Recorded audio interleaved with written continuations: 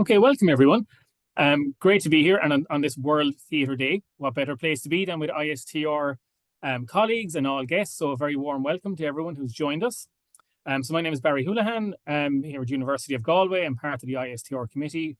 And just to give a very brief welcome to everyone, but particular thanks to my ISTR colleague, Dr. Kate McCarthy, a lecturer in drama at Southeast Technical University, who's organised today's session, and a very warm welcome to our guest speaker, joining Kate, Irma McLoughlin.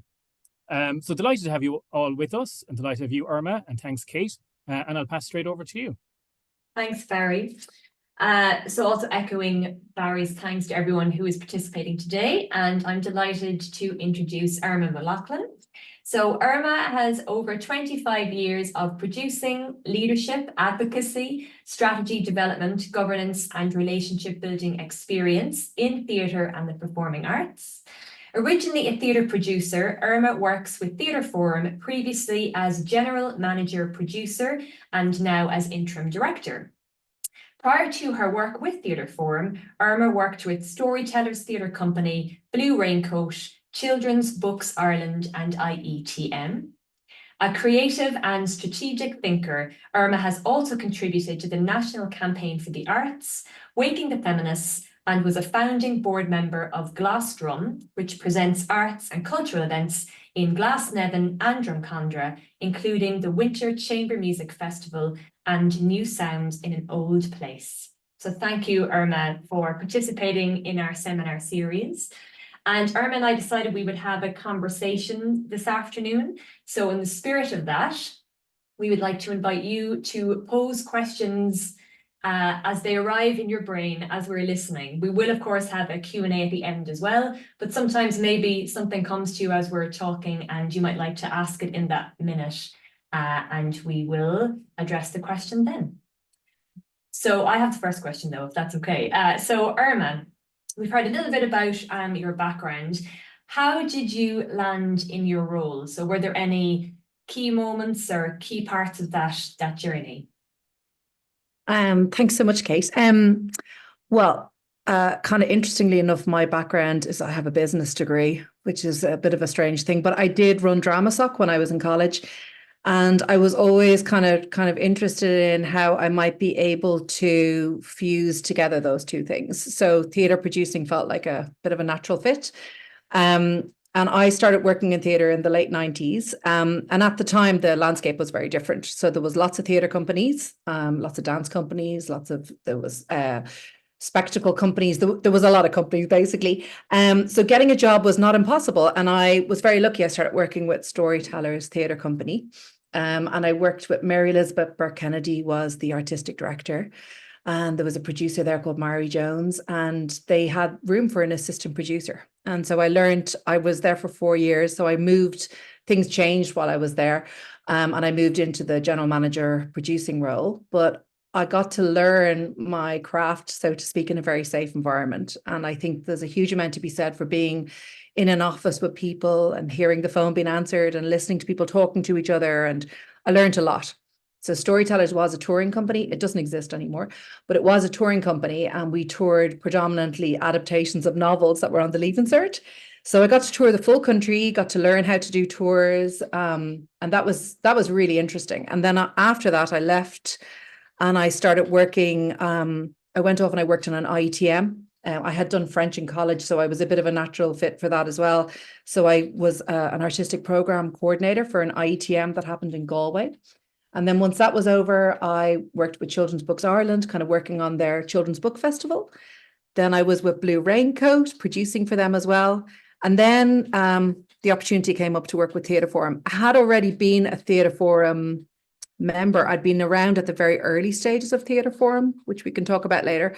But I have worked in Theatre Forum for a really long time. I've also had 3 children and had the luxury of being able to take a lot of time off and work part-time and different things over the years.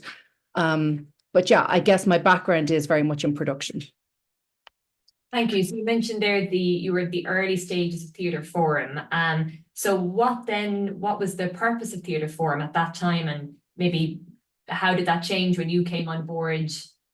Yeah. So in the late 90s, I guess things were things were really different. It's so long ago now to even talk about that. But like I said, the landscape was very different. There was a lot of production companies and there was a lot of art centres, but there wasn't as many as there is now, because a lot of art centres were being built around that time. So the scene was very different. And I think coming out of Irish Theatre Institute, before it was Irish Theatre Institute, used to run an event called Theatre Shop. And at that event, it used to happen during Dublin Theatre Festival, and it was an international networking event for Irish producers to meet international presenters and vice versa. And I think coming out of that, there was a real desire to bring people together more. That maybe at the time the sector was quite fragmented. It was a lot of individual conversations, and people were kind of thinking it would be really good to bring people together. So we started meeting on Saturdays on the stage of the Abbey, and we were all a group of producers. Many people are still people you will meet today, like Gavin from Pan Pan would have been there, or Willie from Dublin Theatre Festival. I was there, lots of people. And we started talking about how we could create an organisation, and the term we were always using was Theatre Forum. And then after that, basically, there was an application to the Arts Council, different things happened, and we became constituted as an organisation in 2003. I wasn't working there at the time, but Tanya Bonatti was our director then. And the whole idea was to basically have a membership base, have Arts Council funding, but ultimately to bring people together for more connection, so that I guess issues that will be coming up, or basically sharing connection to kind of bring things forward and affect change. Interesting. So you mentioned this is in that landscape there was fragmentation, and at the time, I suppose, you're a group of producers. Were you trying to somehow kind of unite not just only producers, but kind of reach out and connect with all the other elements within the theatre making scene? Absolutely. And venues were a key part of that. So yeah, the whole idea was to have a membership, to bring people together. The board comes from the membership, that everything we're doing we're very much membership informed, and we're responding. So obviously so many things have happened since that started 21 years ago. But the key thing about it is still the same. It is a member-led, member-informed organisation, and it is very much responding to the needs out there and trying to be a compass to assess what's happening and to try and affect change and help, basically, where possible. And in terms of that assessment, Jeremy, of what's happening, if you could, in the last decade or so, have there been, I suppose, major shifts that have really called on Theatre Forum to strategize around, and what has come through from the membership in that? I think everything has changed, really. I guess the first big challenge that we all faced would have been the global financial crisis, and everything. There's a lot of very significant change happened around that time.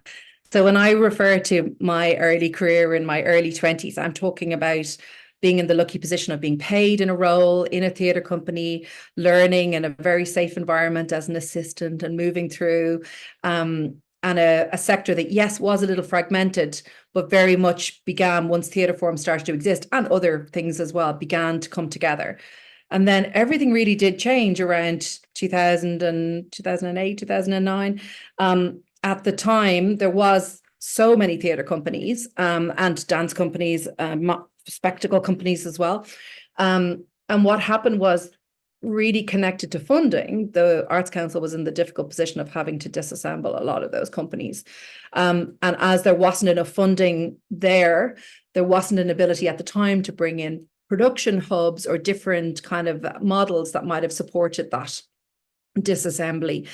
And that really changed everything. I think for the first few years, we were all coping. But it was only after a number of years, we started to realize that we had lost something. We'd lost an institutional memory. We'd lost a generational moment of training. And we have seen things that have happened since that time that I would root back to that. So that, I guess, that was one of the major shifts. And it's interesting because in my early days working in theatre, it felt a little bit more. It felt at that time that there was more work, that there was paid work, never very incredibly well paid work, but there was paid work. It also felt at the time that a lot of the arts organizations were quite on similar levels. So there was the art centers, or we called them venues at the time, but there was the venues, there was the production companies. We were all kind of like this.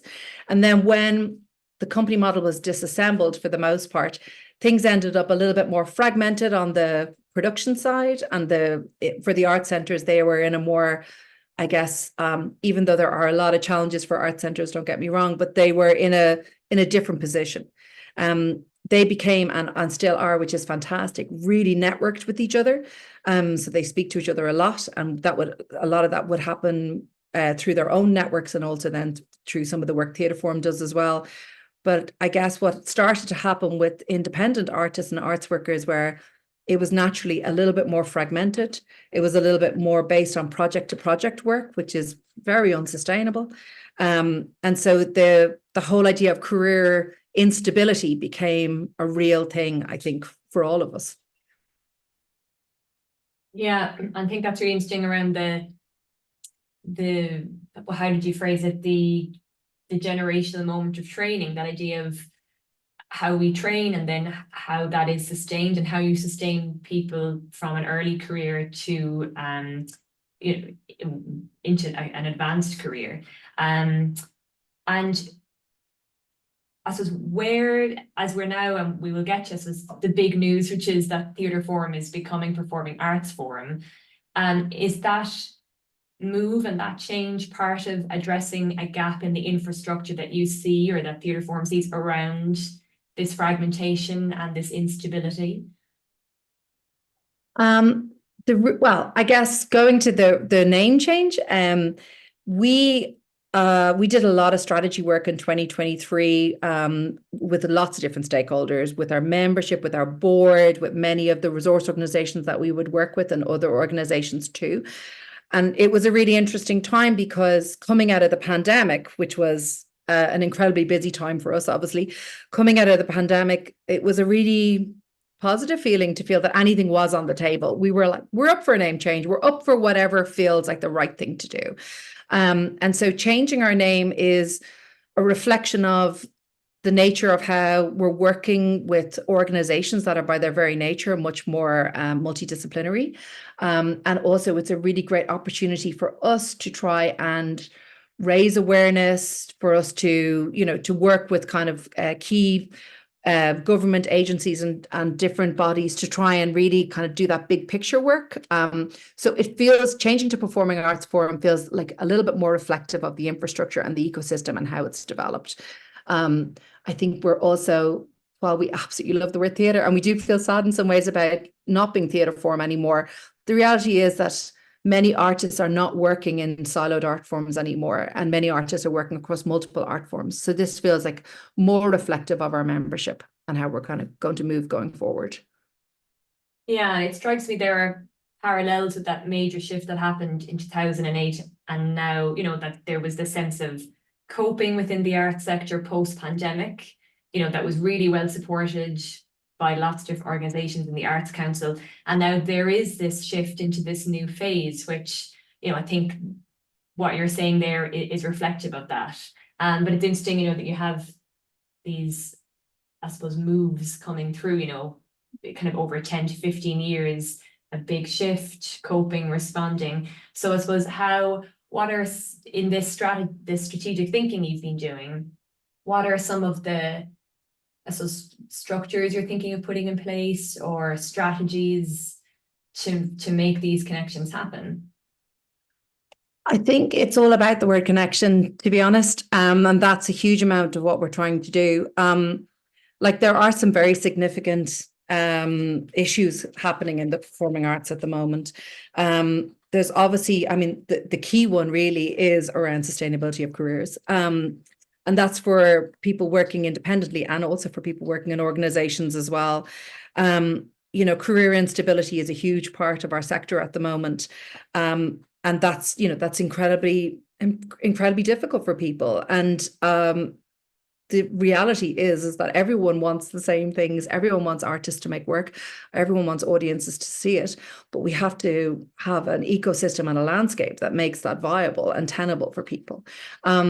So when we've been kind of looking at the different aspects of our membership and how we're trying to work, it's very important that we understand the issues and the concerns and the opportunities across I don't like the expression a broad church, but there's lots of different types of memberships within Theatre Forum. And so what we've been doing is we've been creating working groups so that we have an understanding of the different kind of elements of the membership. So we have had, for the last couple of years, we've had an Arts Centre working group, and that's been really helpful for us. We have a number of Arts Centre directors that are on that group, that are very much sharing different challenges that they're working through. And then we're able to reflect those back to the Arts Council. We're able to reflect them to other parts of our membership as well, and to get a really in-depth understanding of what's happening there. We've also very recently established a producer working group, because the whole area around producers is so complex and multifactorial. So we now have a producer working group, and we also have a very wide producer group that we're going to be working with and doing very bespoke events for them, and resources as well. We're about to set up an independent artist working group again. We had one, and we're going to set up another one again very soon. And we also have a festival arts working group that's about to start as well. So these different working groups kind of give us an insight into different parts of the sector. We would also work as well with other resource organisations. So we would work a lot with Irish Theatre Institute, First Music Contact, ISACs, and that's important as well. So for us to have an understanding of the types of issues and challenges that are facing different art forms is really important, because actually when you boil it all down, a lot of the issues are very similar. And the more that we can kind of understand what's happening to our own members and then to the wider community in general, the more that we have an opportunity to affect some change. So a lot of what we're doing is reflecting back to the Arts Council, to the department, and to other funders, local authorities, etc., to try and really present the day-to-day reality of working in the arts at the moment. And would you say, Irma, across the board, the career instability, that is the number one challenge faced by people across all genres, all parts of the sector? I think career instability is it's a really huge thing that's happening to all of us. I think obviously there is a difference there between salaried and unsalaried workers, and that's a balance that we're constantly trying to redress in whatever way we can at our events and different projects that we're working on. We did for the last number of years, we've done pay and conditions research. Last year, well, at the end of 2022, we worked with First Music Contact, so we were able to look at artists working in the performing arts, including musicians as well. And the results of that were incredibly stark. We were discovering numbers that are just really so stark and so difficult. And I think that's what's really important in terms of people on the call today, or people in general, is understanding the reality of that, but knowing that there are actually ways to affect change there. So we can affect change as a resource organisation, but also as individuals, we all have an opportunity to affect change. When in an election year, or in close to an election year, we're not sure just yet if it's going to be this year or early 2025, we all can actually do something about that. So we were very involved in the foundation of the National Campaign for the Arts. It was actually founded in our office. But, I'd be really encouraging people to get involved with the National Campaign for the Arts, to really be saying to politicians when they're knocking at their door, that how supportive we all are of the basic income for the arts pilot scheme, how we'd really like that to be continued, and how we all want to work in a sector that's supporting artists and arts workers in terms of viable careers. And that's so important. Yeah, the individual's role in the advocacy is really important, isn't it? So despite the challenges, and what I can see from people I know as artists, the anxiety around the career instability, there is actually a lot of hope. And that's, I suppose, what a move towards Performing Arts Forum signals, that there is plenty of scope for connection and finding new ways of doing things. And I suppose, could you give us an insight, maybe what are some of the things that are coming through from the working groups in terms of how they might like to see organisations and venues and universities and independent artists working together? Are you getting a sense of that?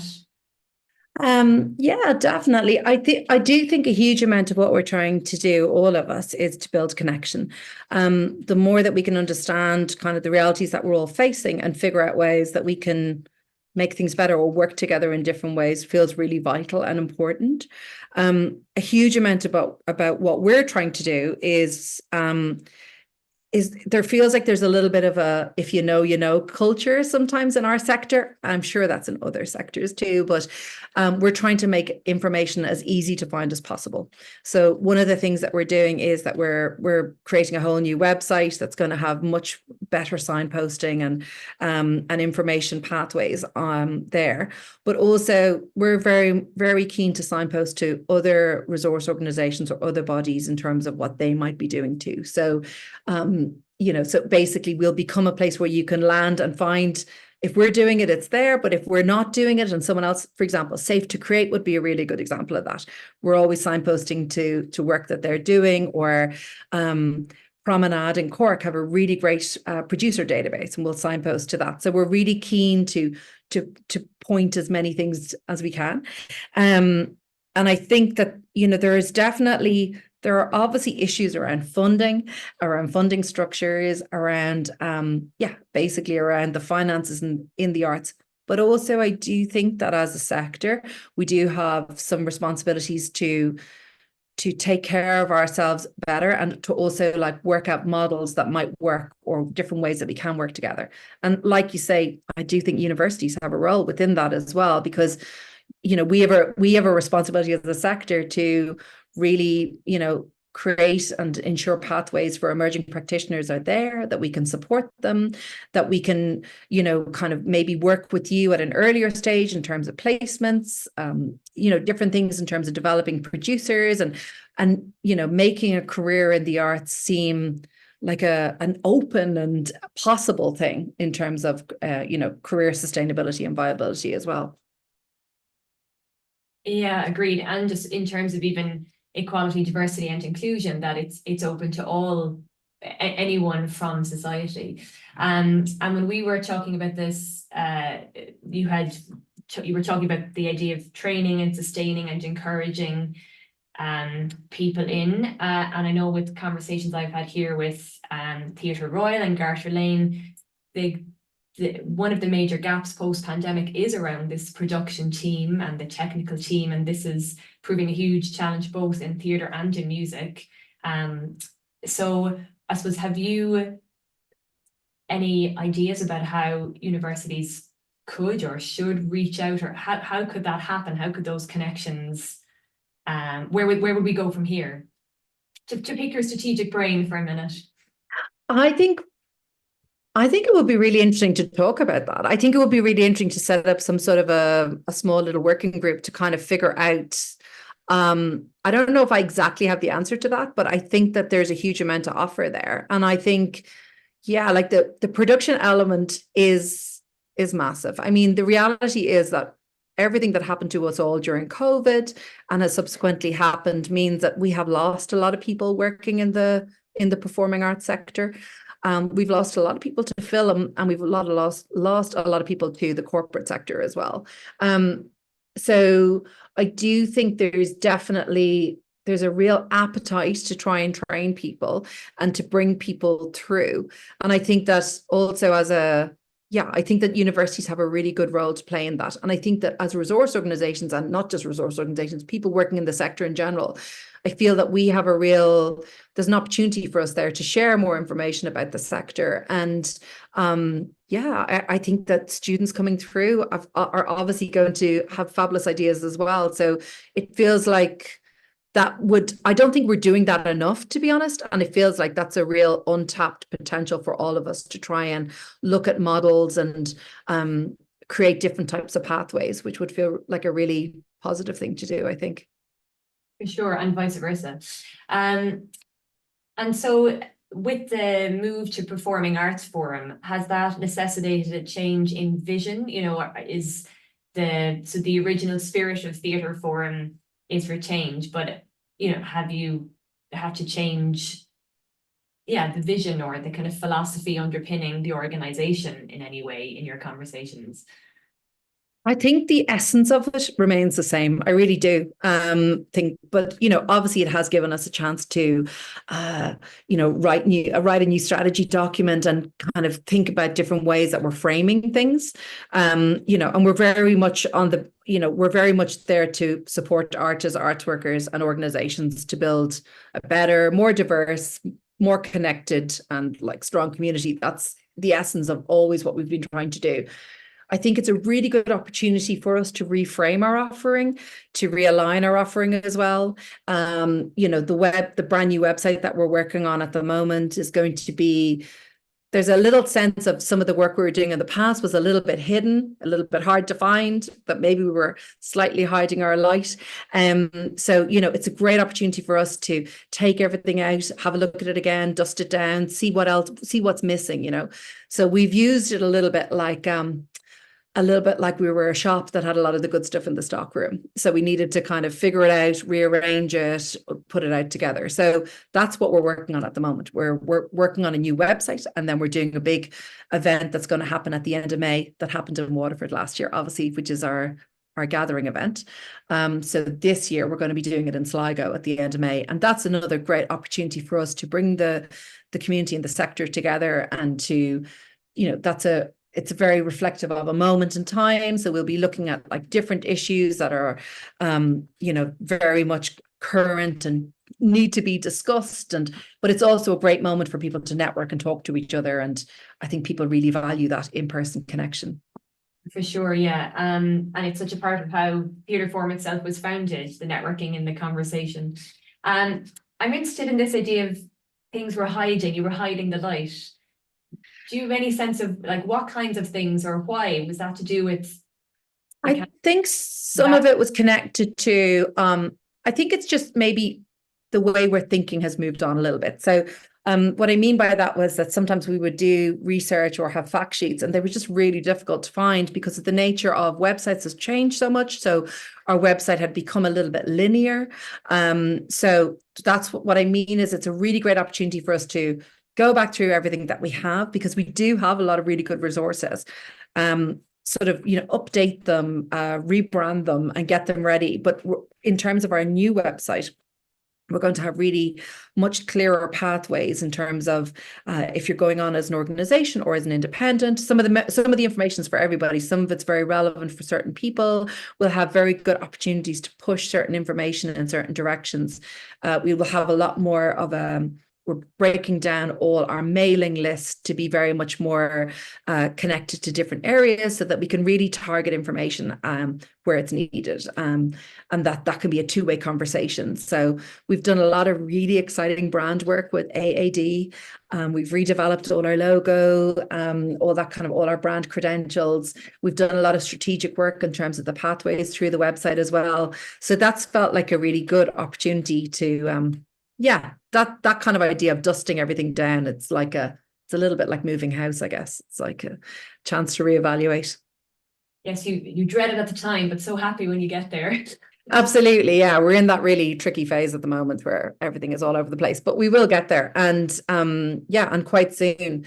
And that it just feels like a really good opportunity for us to realign our resources and to really assess if we are delivering information for everybody, or ultimately resource organizations provide resources. That's what we're there to do. So we need to make sure that we are providing resources for the whole cohort in terms of all the membership, different aspects.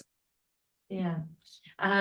Speaking of membership participants, just a call out. Does anyone have an immediate question they'd like to ask, or a comment they'd like to make, or something they'd like to hear a little bit more about? Oh, is that Miriam? Thank you. Oh, yes, Miriam, please go ahead. Yeah, sorry, I'm still trying to figure out Zoom a few years later. No, I keep doing that. Stop it. Anyway, there's a thumbs up.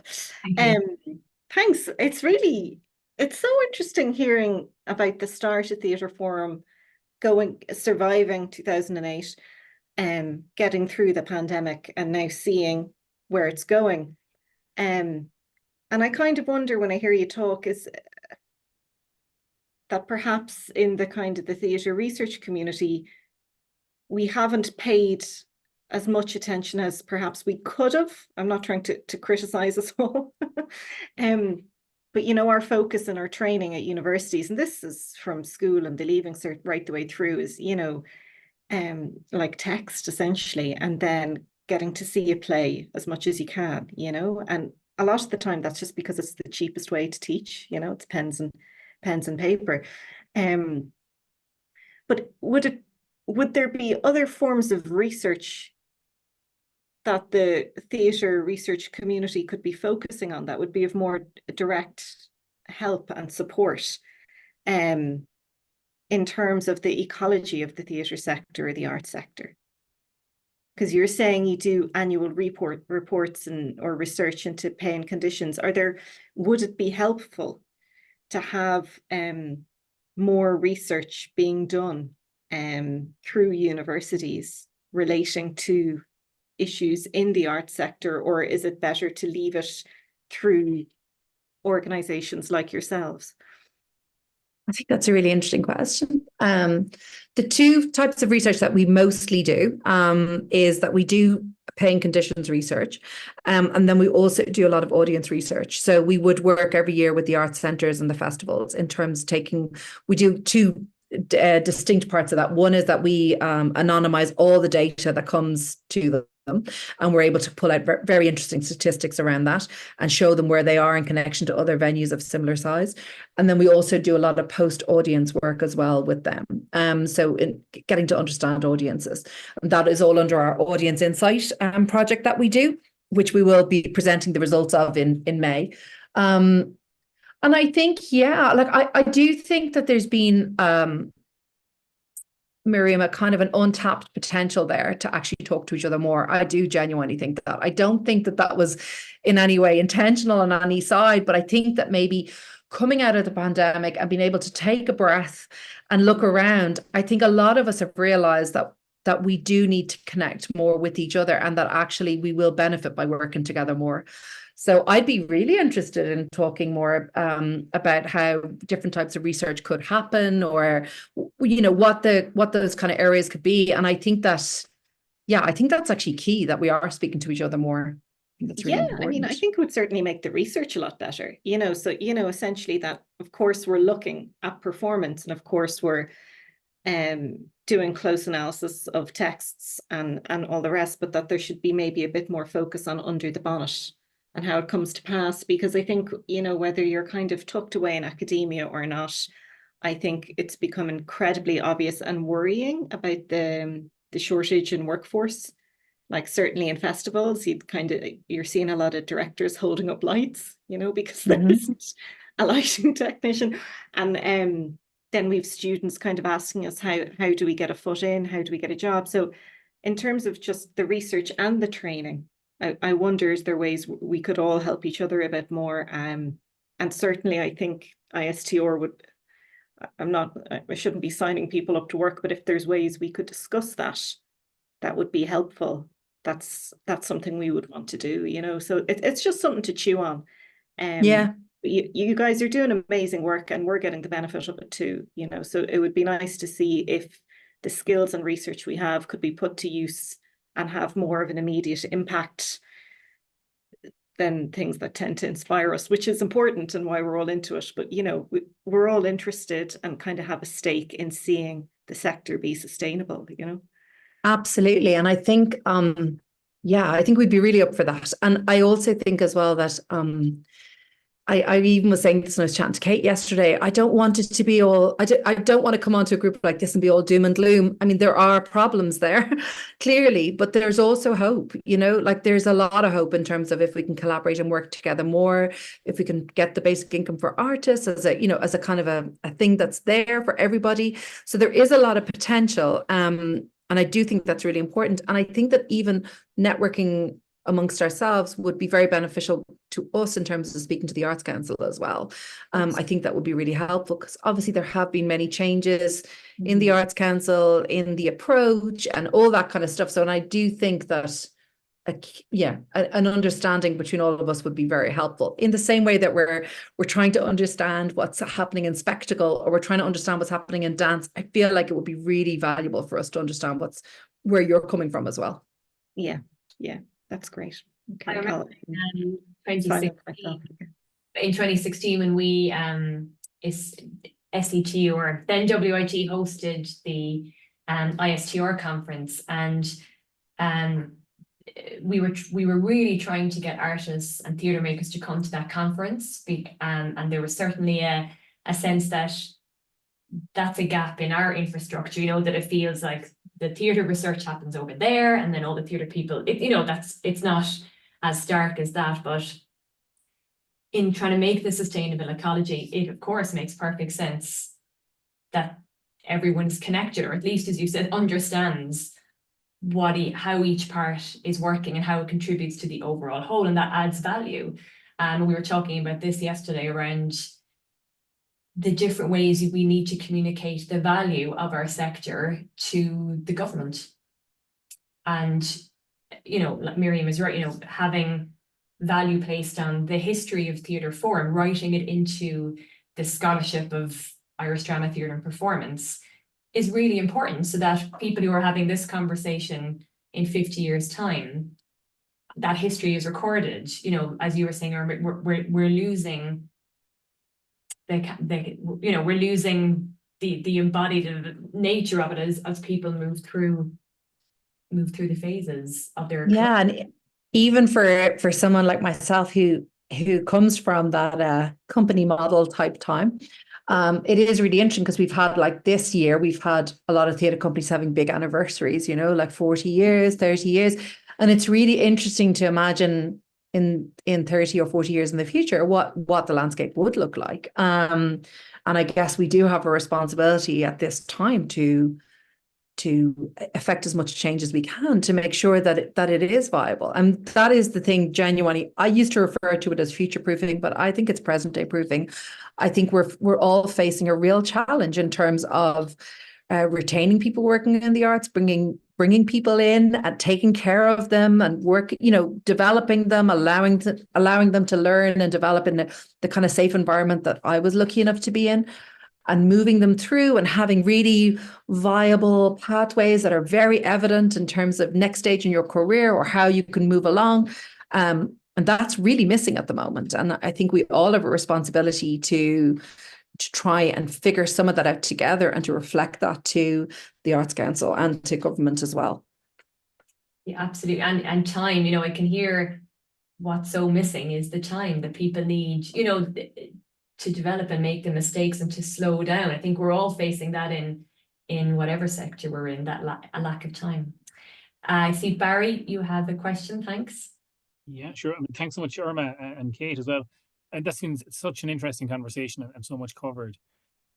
Maybe just something about audience as well, Irma, if it's come across your discussions across the networks recently. But I think it was earlier, maybe last year, there was an Arts Council report published on attendance at live cultural events beyond just theatre, on like the 18 to 34 age group, that said it's dramatically down, no pun intended, but worryingly down. And how is that addressed?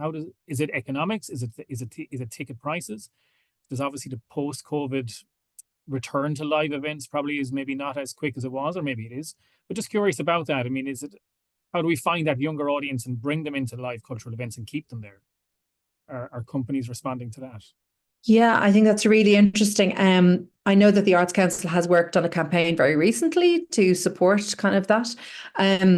I do think that's a very interesting question in general, because I think that a lot of people in that age bracket are making art and involved in art, but maybe in a different type of way. And I think that we all have a little thing to figure out there in terms of how to develop that and bring that in. So I don't think it's as simple as they're not interested. I think it's just we need to look at it slightly differently. I think there have been some issues as well with the amount of touring theatre and dance that's been available. There's been some pipeline issues in terms of touring funding from the Arts Council that I don't think has helped in terms of developing audiences. So there's definitely some work to be done there, and I think that is improving. Like there is now going to be 2 rounds of funding for touring in 2024, which is going to make a big difference. Because I think, you know, a lot of this is about bringing bringing people into an experience and then bringing them back again and developing audiences. And that takes time. And if you're, the whole development of audiences is really important for us as a sector as well, because if we're not having audiences there, if we don't have that age bracket there, we're losing a type of connoisseurship that's really important in terms of our development.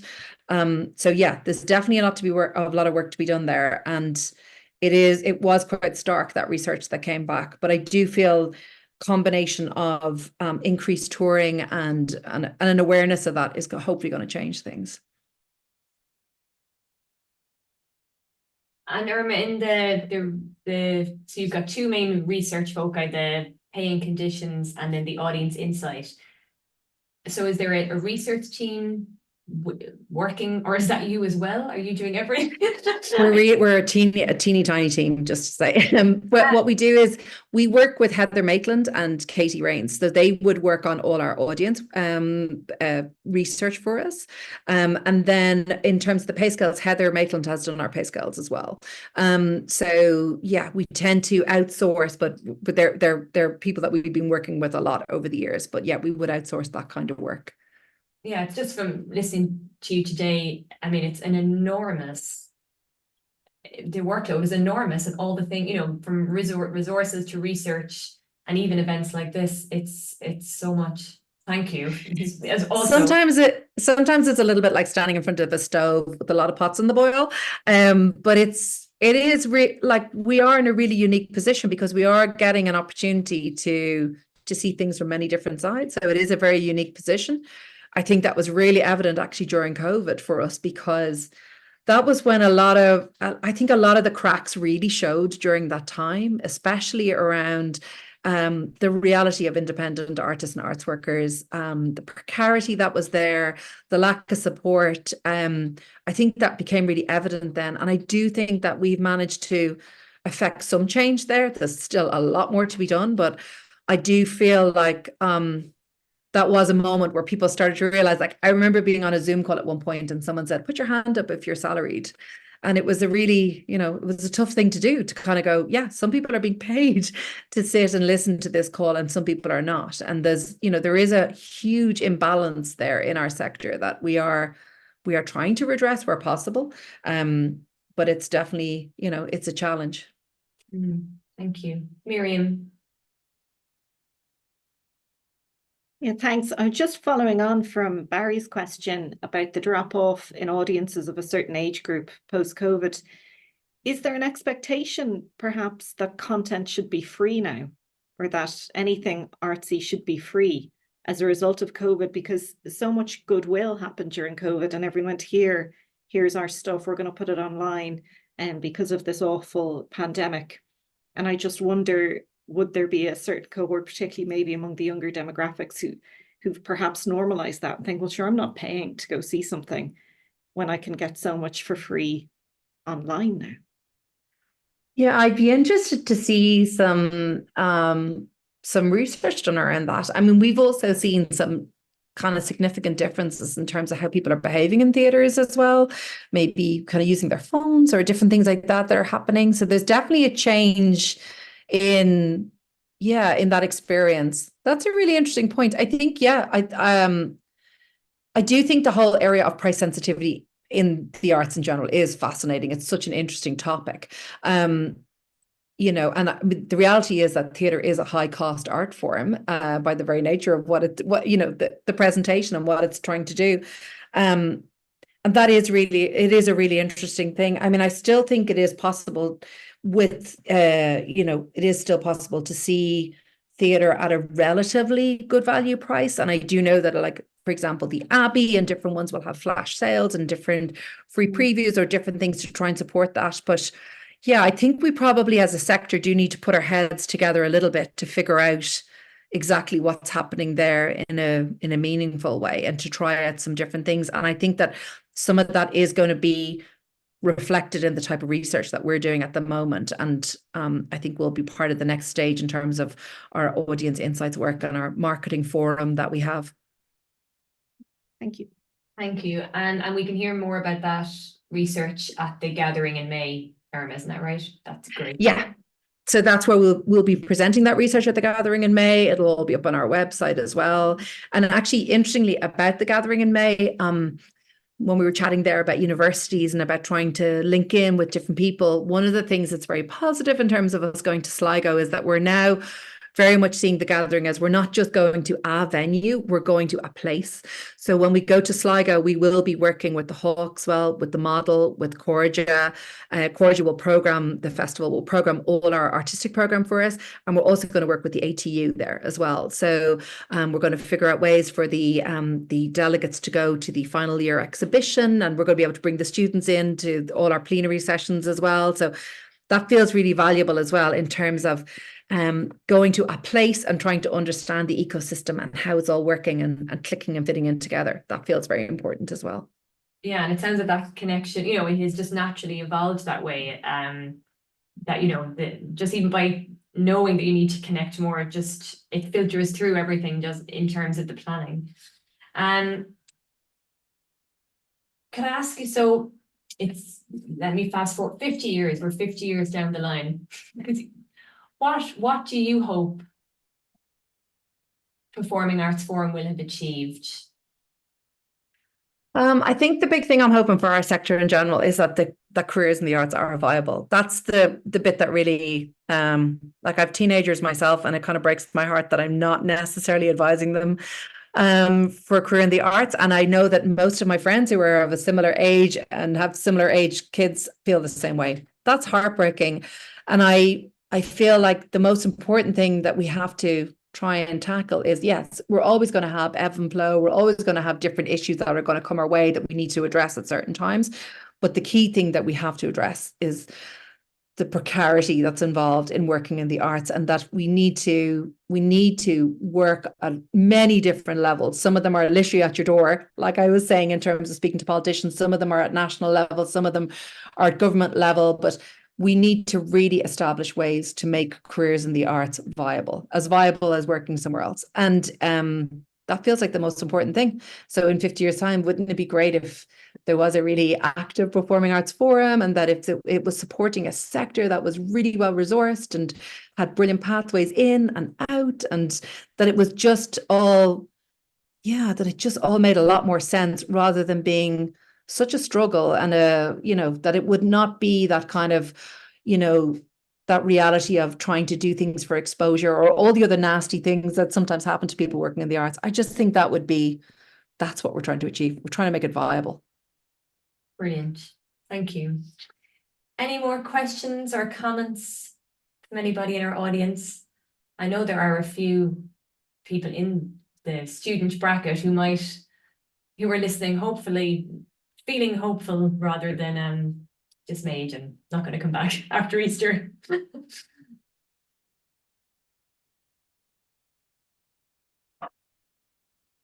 Okay, then I think, thank you, Irma, so much I feel like a working group is being established amongst us. There's a project is emerging. I can feel it in the. I think so too. I really do mean that, and I'd be really keen to talk about that more. And I'm sure you could give us some really good guidance in terms of how to set that up. But yeah, let's definitely talk about that. Yeah, because it has, as I'm based in Waterford, it has come up in terms of,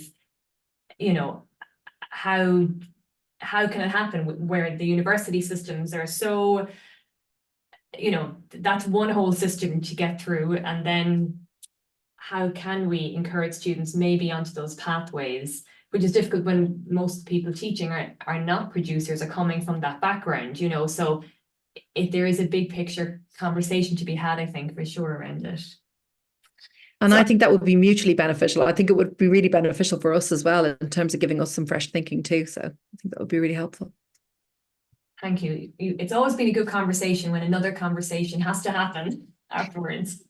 So thank you so much, Irma, and to everyone who joined us today on World Theatre Day. It's up on the Theatre Forum website about the gathering in May. It's 24th, 25th, Irma, isn't it? It's the 28th and the 29th of May. Irma's dates there. Thank you.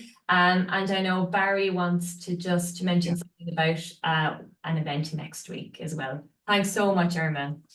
Yeah, and even just offer thanks again to Irma and to you as well, Kate. I mean, what a fascinating discussion. And exactly as you say, any discussion like that leads to such energy and enthusiasm for a follow-on discussion is only a sign of how good today was, and hopefully only a starting point. Yeah, it was really just to add thanks to all. This has been our final ISTR webinar as part of this semester series. And it's been great. All discussions have been so useful, so insightful, and as ever with such series, it takes a village, an ISTR village, in this case, to put them all together. So to everyone who was organizing sessions, speaking at these sessions, chairing them, and just attending, thanks so much to everyone. And the recordings from the past webinars, and this one will be too, will be soon added to the ISTR website, which is simply istr.ie. So you can learn more about what ISTR do and who its people are and everything like that on the website.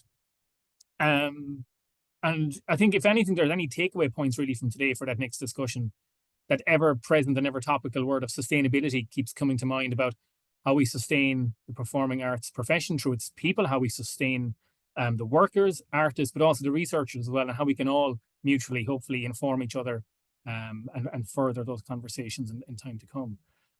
So there's more, ISTR events that we'll be in touch with through various networks. But most of all, we look forward to another webinar series beginning again next September. So lots more discussions to look forward to. We'll wrap it up at that, folks. Thanks so much to everyone, to Irma and to Kate in particular. And we look forward to catching up again at future ISTR events in the time to come. Thanks everyone. Thanks all. Bye. Thank you.